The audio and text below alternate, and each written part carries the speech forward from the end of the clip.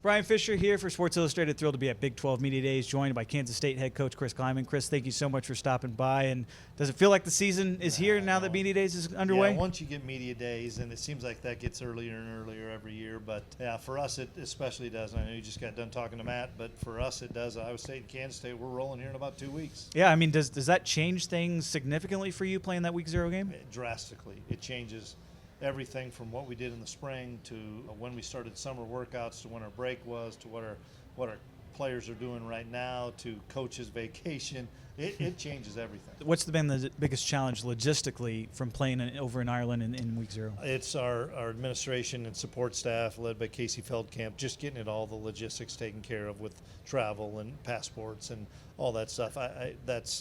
They do a phenomenal, and she does a phenomenal job. But that's the biggest thing from the football team standpoint.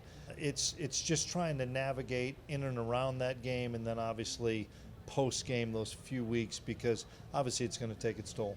Does that kind of also fire your team up a little bit more than a normal opener would be in terms of, hey, it's a conference game? Yeah, absolutely. It's, the last time we did this was we played Stanford at AT&T Stadium in 2021. Other than that, we've opened up with FCS opponents. So, you got to be ready to go. There's no, well, I thought I should have done this. You got to be ready to play.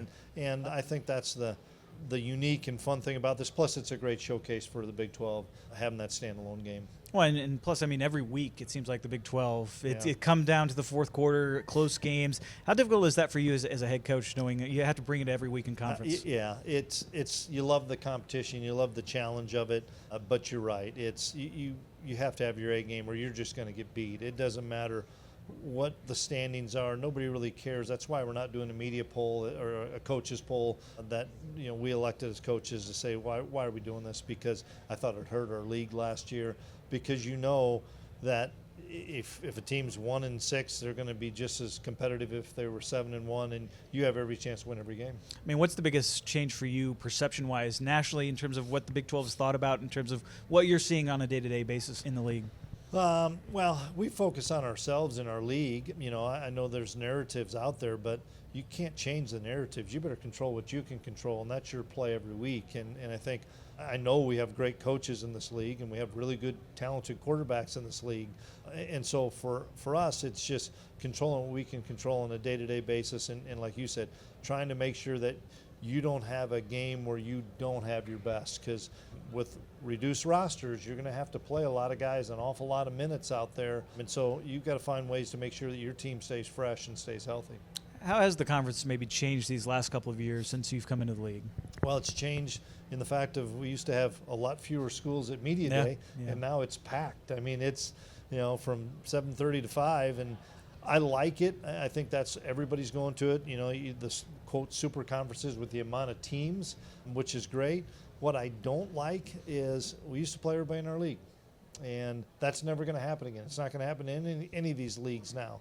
And so the uniformity of scheduling is I think the hardest part, because you don't know what that team's going to be like. You don't know what your team's going to be like. You hope you know, but you might catch the right teams and not have to play the best teams. You just don't know how it is. That's why our league parity is so important. But that's something that I dislike about all the leagues right now, is you're not getting a chance to play everybody. I mean, how frustrating is that for you in terms of being a head coach in this league, knowing how good it is, and also hearing all the talk coming out of the Big Ten and the SEC about some of those unequal schedules? Yeah, but once again, you control what you can control. I hope, through commissioners, ADs, presidents, and stuff, they find a way to get everybody, through the CFP to play the same amount of conference games. I think that's what everybody's hope is, but we don't control that, especially as coaches. I can't control what they do in different leagues. I have a hard enough time controlling what we're doing at Kansas State. So I want to just make sure that I focus on our team. And I think that sometimes is where you have those hiccups, or players do, is when they start thinking outside of what they can control. Is it weird we're a week into the revenue share era, if you will, officially in terms of paying players? Is it weird to know there's a number attached to your roster now? Yeah, we knew it was all coming. Just didn't know when it was going to be sprung upon us. But the reduced rosters is going to be a huge factor for everybody. The revenue share, we're still, in my opinion, a year away from, or 9 months away from true revenue sharing, because there's still $50 million rosters out there. and then there's some that are just what the cap is, like a lot of schools, what that cap is of what you get. But then once the transfer portal opens back up and everybody that's when it'll be decided on whether this is working or not. Because there's a lot of us that not sure it is going to work. We hope it does. We hope it puts guardrails in, but those schools that are spending $50 million aren't going to somehow just spend 15 or 14 million. I just don't see it happening. What's been the biggest change for you in terms of locally at Kansas State, just dealing with that roster turnover year after year? We're fortunate at K-State because we have kids that want to be there. We're still a high school-based program that sprinkles in some transfers, and last year we signed 25 high school kids. This year we signed 20 high school kids. We want that locker room built with 3, 4, and 5-year players. That sets your culture. That sets the standard. That sets the messaging of the head coaches and the assistants. And so that's something that is still going to be really important for us. What don't we know about your team going into fall camp now? Well, there's a lot of things we don't know, to be honest with you. Our offensive line we really like, but there's some new faces there. There's some transfers. We've got to clean that up. And then in the secondary, we lost 2 kids that got drafted in the NFL. Yeah. So we've got to shore those spots up. Skill-wise on offense, D-line, linebackers feel really good about. Tight ends we feel really good about. We've got our work cut out for us at a couple of positions that are key positions. Key positions, you also got some guys back, like your quarterback. I mean, what kind of jump do you kind of expect with the offense, and how good is it continuity-wise to have a quarterback back? It's huge to have the quarterback back. Avery's had a great season last year, and I think we all he expects that we're going to continue to grow and improve and be even better, and I'm confident that's going to happen. Even though he had a really good year, I think there's more in him. Having the same quarterback coach back for a second year, now this guy, Matt Wells, is calling the plays with Avery.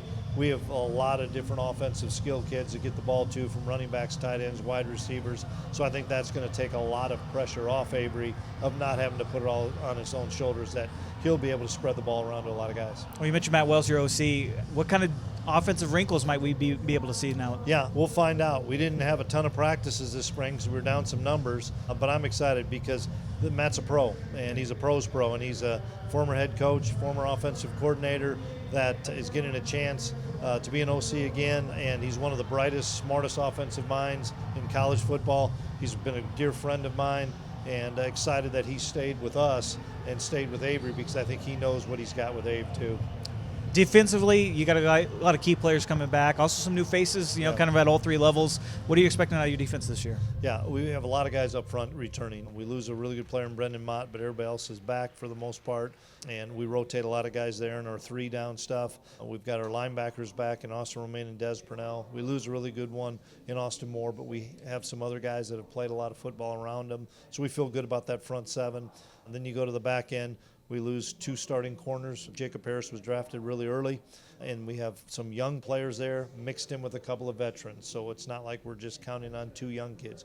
We got 4, 5, 6 guys at corner, and then VJ Payne's an all-league safety that's here at Media Days, 6'3", 215, 23-mile-an-hour kid, really good player. Started in the Big 12 championship game in 22, so he's played a lot. Then we have some other players that have played a lot of football or coming off of injury. We have Gunnar Maldonado, transferred from Arizona, was a 2-time captain, that missed spring ball, but you can just kind of see an it factor in that kid. So we're excited. We just got to get them all together and get the cohesiveness and chemistry get going.